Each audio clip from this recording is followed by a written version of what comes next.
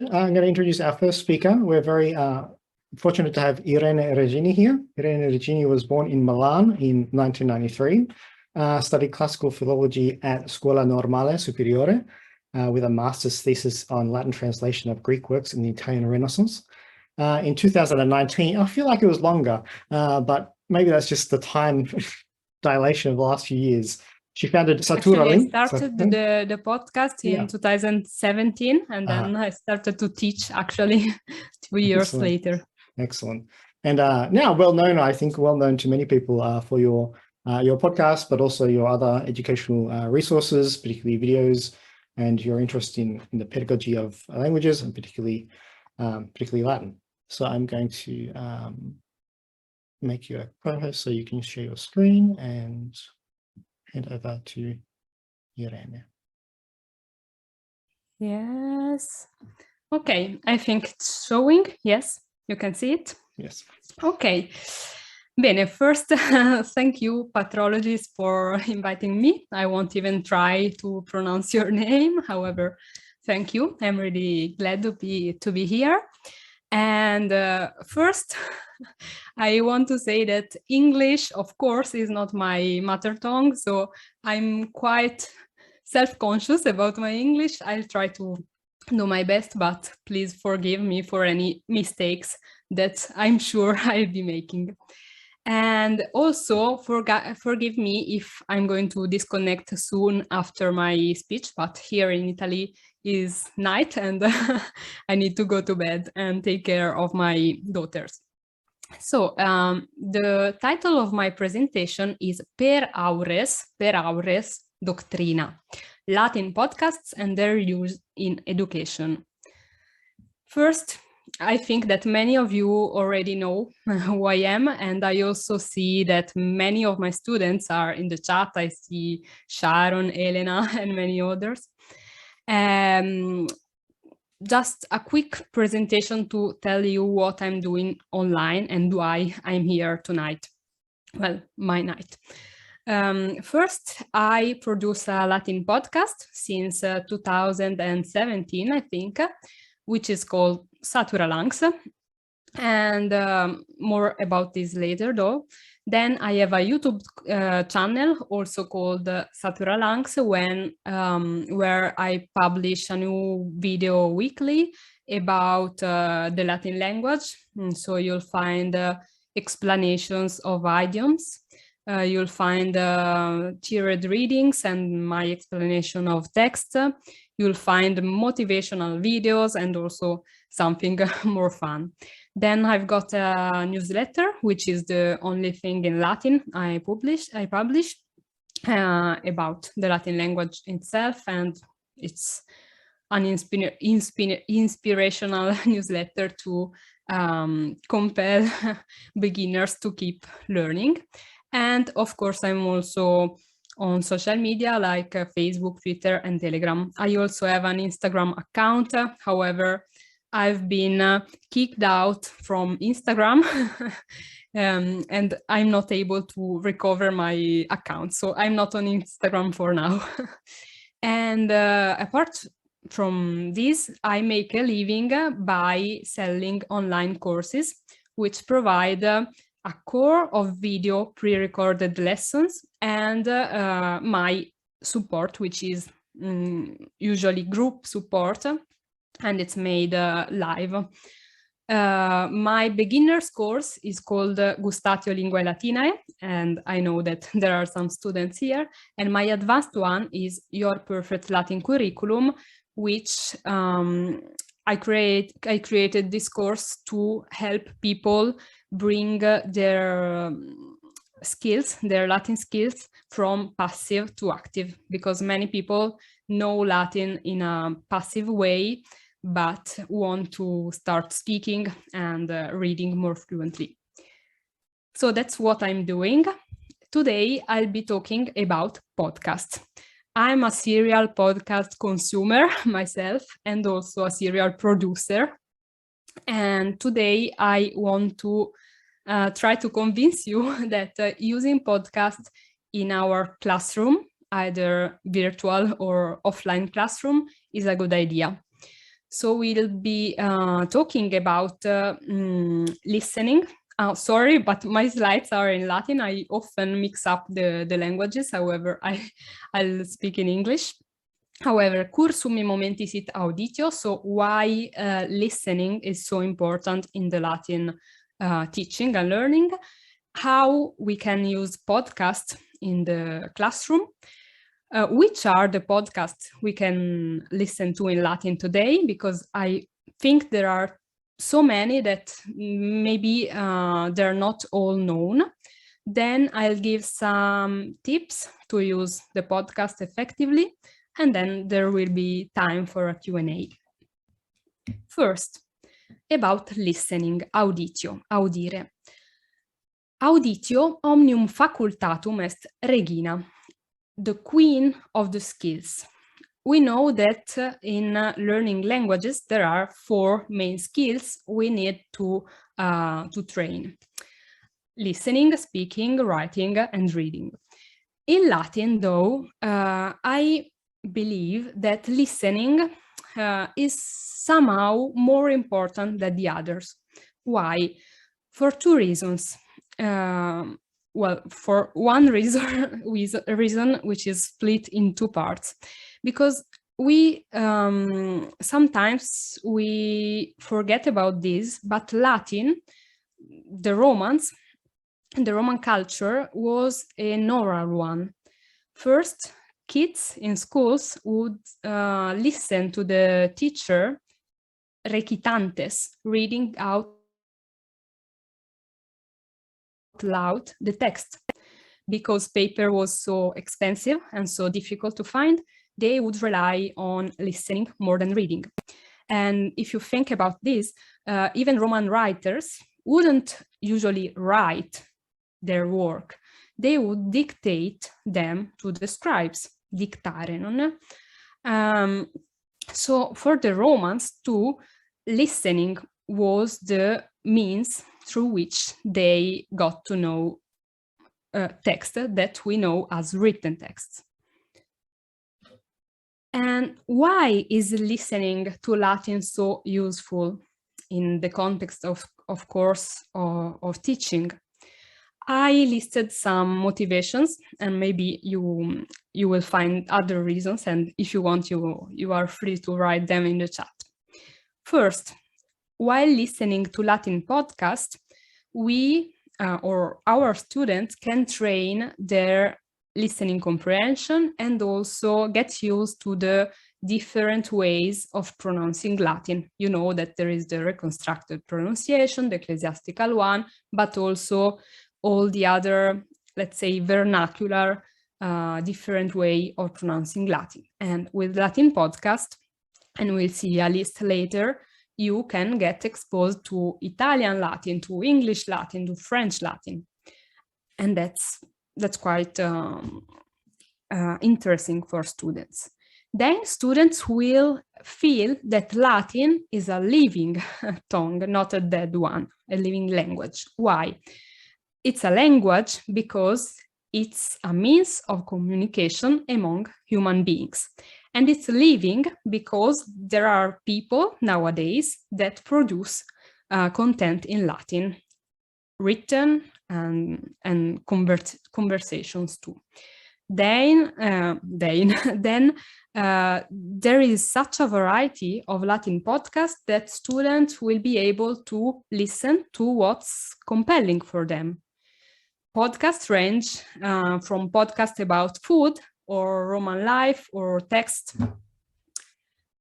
Then using podcasts, introducing them in our teaching is a way to expose students to a voice that's not our own and to other point of views. And of course, through listening, students can learn grammar and revise or learn new words.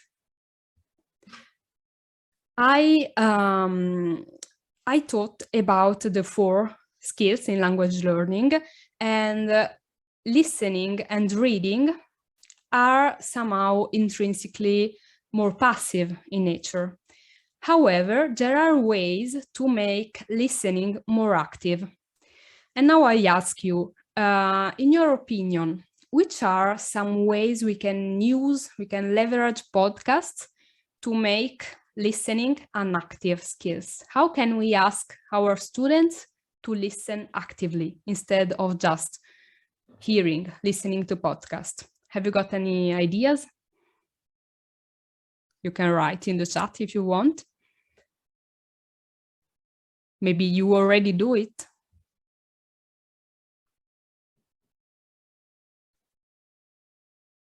Okay, while you think about it, because we don't have much time. Okay, someone wrote, Carla, show students the title or topic of the podcast, get them to write what they think they will learn in the podcast, and confirm yes.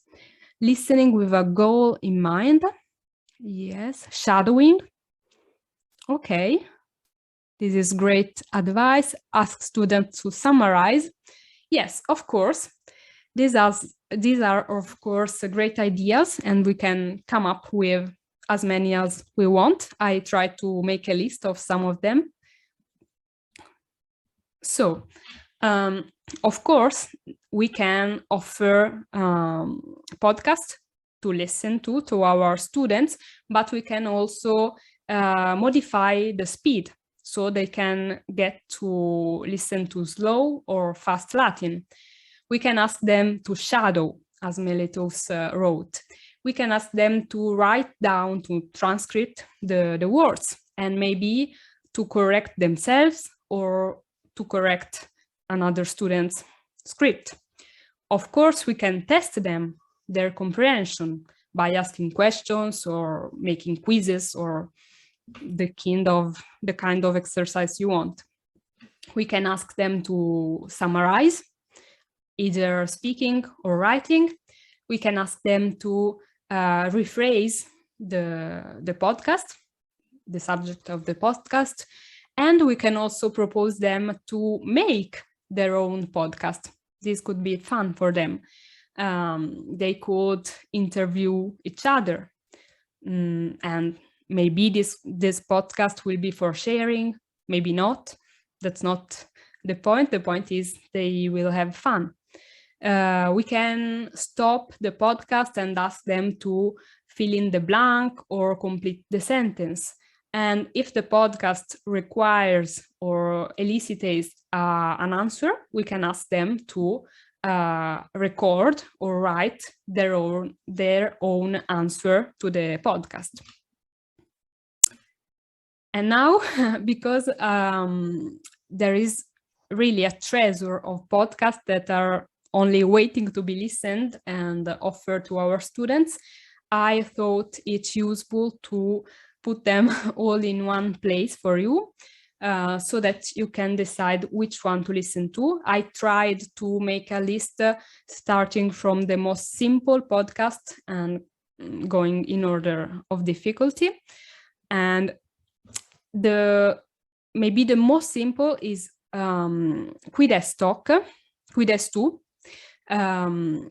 I'll read the description in Latin. Duo amici, Josephus et Lebaeus, Latine collocuntur de vocabulis. Lebaeus partes orum agit, et Josephus et auditores divinare vocabula temptant. So this is a really easy spoken Latin podcast where two friends speak to each other. One thinks about a word in Latin and the other one has to guess the word. Then Sermones Raidari by my fellow Italian teacher Alexandro Conti. I put this podcast among the most simple because the podcast has, let's say, 2 seasons. The first one is more advanced and it's about teaching techniques. So it could be helpful and interesting for us teachers, while the second season, Sermones Capite Censi, is in really simple spoken Latin, and Alexander talks about his own life, basically. Then there's In Foro Romano.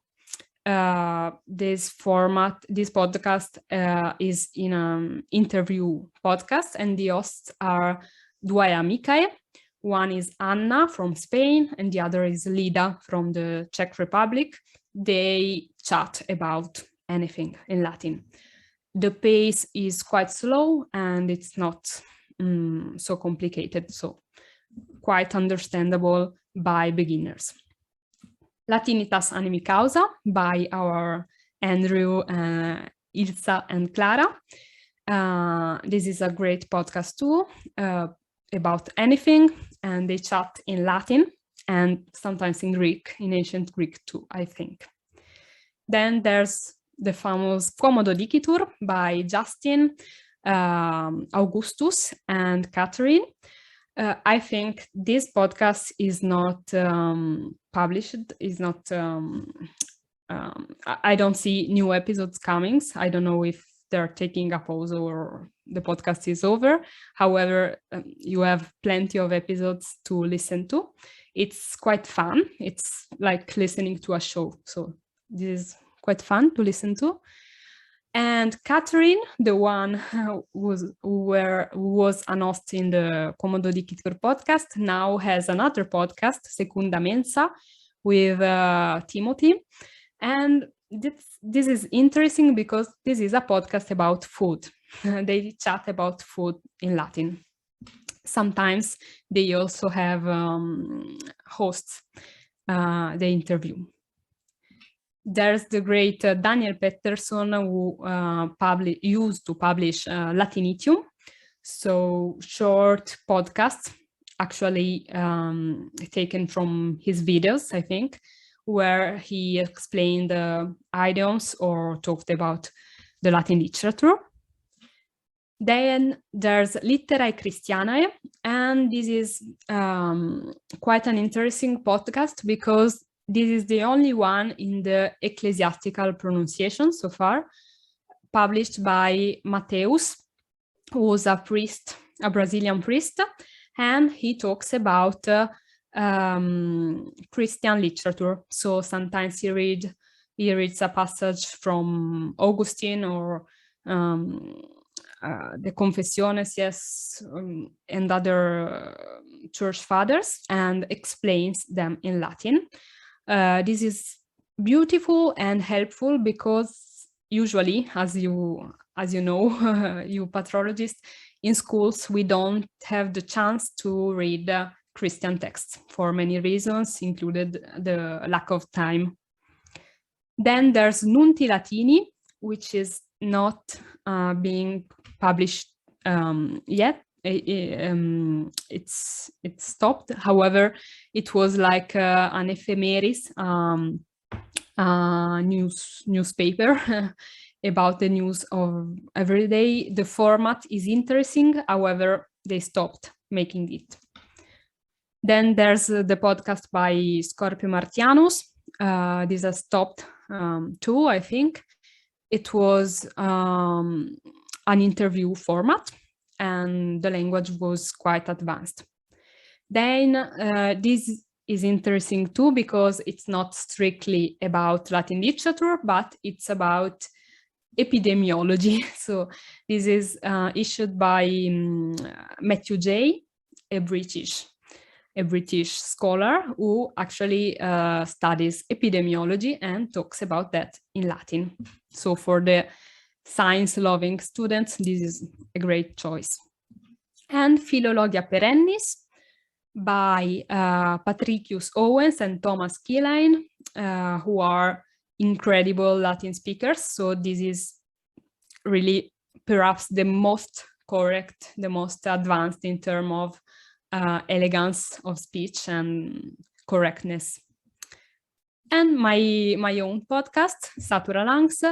The first episodes used to be more advanced, and I would explain passages from text, while in the most recent ones, I start making an history of Latin literature in easy Latin. So this is targeting beginners now.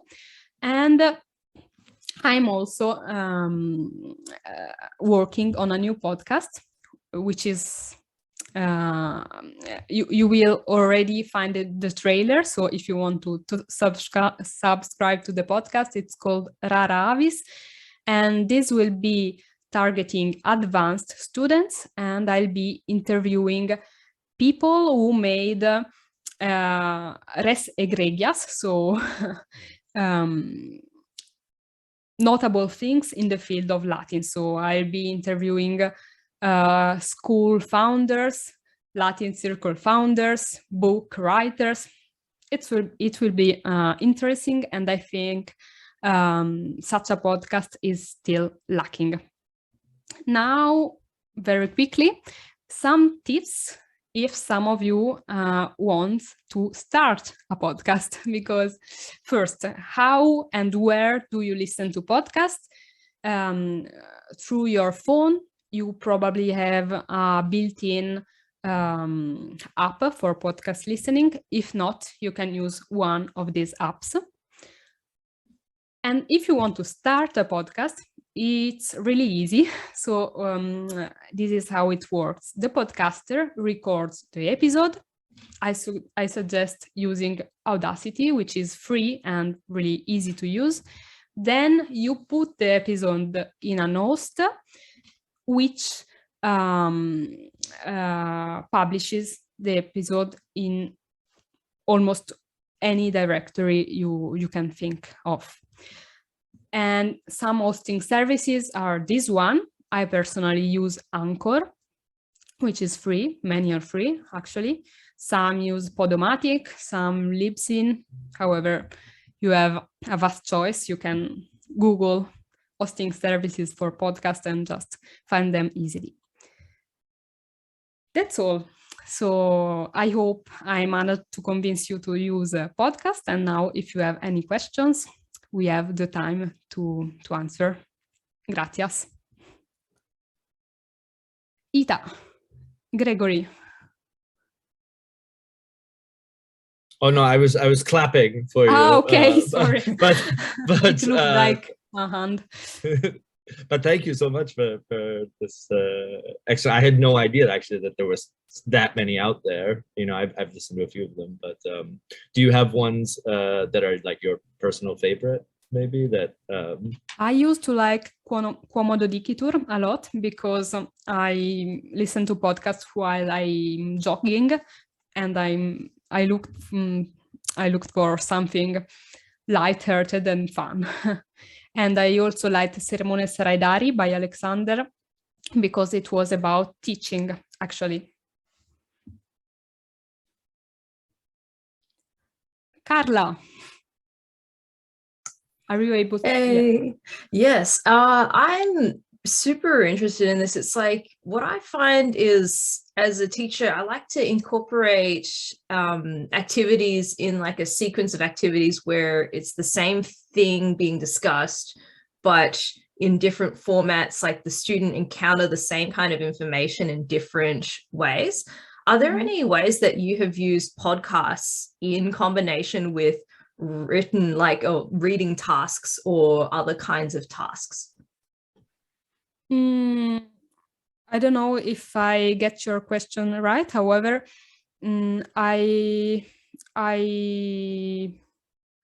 can think about this. You might, for instance, offer a podcast to listen, maybe not during the lesson, but at home because you don't have time, and then ask the students to read a passage about the same subject, or write their own, or discuss the subject, or maybe you can ask them to make theater, like imagine they are Cicero and want to make a cause about, or I don't know, one is the accusatory party and the other one is the defense, and I don't know, you can get creative. I don't know if you have any other suggestion, because I know there are many teachers here, so maybe someone is already doing something like that. Yeah, no, I bet there are many ways that you can do all of that. That sounds great. I'm just looking to the comments. What do you wish was available to listen to? Asks Meletus. Well, my podcast Rara Avis. In fact, I thought about that format because I think it was lacking. I think the problem with Latin podcasts, but with Latin in general, is we content creator or teachers tend to produce content which is Latin teaching or learning centered. So sometimes I just want to listen to other things in Latin. I want to learn about other things in Latin. So ideally, I would like to listen a podcast where, I don't know, they interview a scientist, a mathematician, a doctor. However, of course, it's hard to find doctors and mathematicians who know Latin. I tried to do. One of my interviews will be Giancarlo Rossi, who's an Italian architect who knows Latin really well. So I try to do so, but it's not always possible, of course. Yes, so much Latin is about Latin.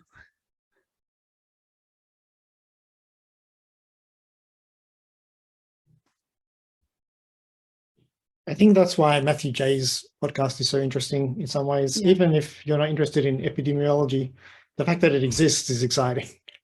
Yeah. If only we had more variety of topics and interests.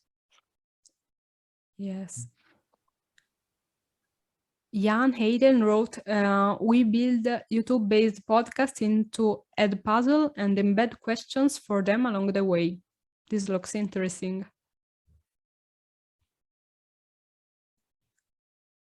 Gregory, you have a question? Yeah, I was actually just going to ask. It's sort of more of a question for all of us, right? But you know, to Irene and Carla's point about, you know, only Latin stuff about Latin. I mean, I think to some degree the problem is, as Irene said, right? Like these people don't necessarily speak Latin. Of course, the other problem I think is like time and money, right? Like who's, you know, most of us are doing these things mostly out of the goodwill of our heart that we spend the time to do it. So I wonder how we can, as a community, maybe try to start creating more infrastructure for like paying for these things, you know, so that people can be, you know, compensated for the time and labor of, because these are very labor intensive, a lot of these things. And, you know, it's nice that so many people are willing to do it just for the fun of it. But like, I wonder if, as a larger community, if we can start trying to build infrastructure to support it.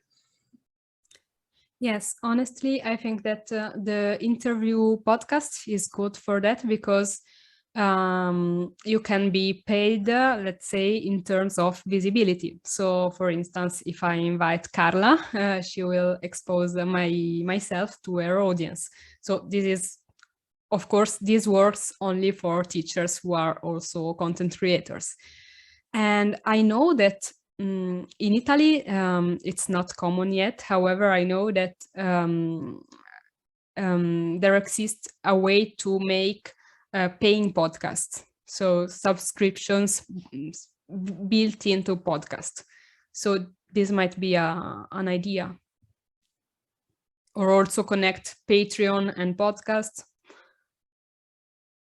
Sponsorships. This is a bit of a kind of tangential thing, but I know that content creators can also make some money by promoting products, for example, and having an Amazon affiliate link that if people follow that link and buy that product, then a small amount of the money paid will go to the person who provided that link. So if we, for example, in podcasts review textbooks or other kinds of materials that we think would be valuable to our audience, then we can make a little bit out of it if people like trust us and think that the thing that we say might be valuable to them might be valuable to them. Yes, as Meletus wrote, who's going to sponsor a Latin's podcast? It's not easy, of course, to find sponsors.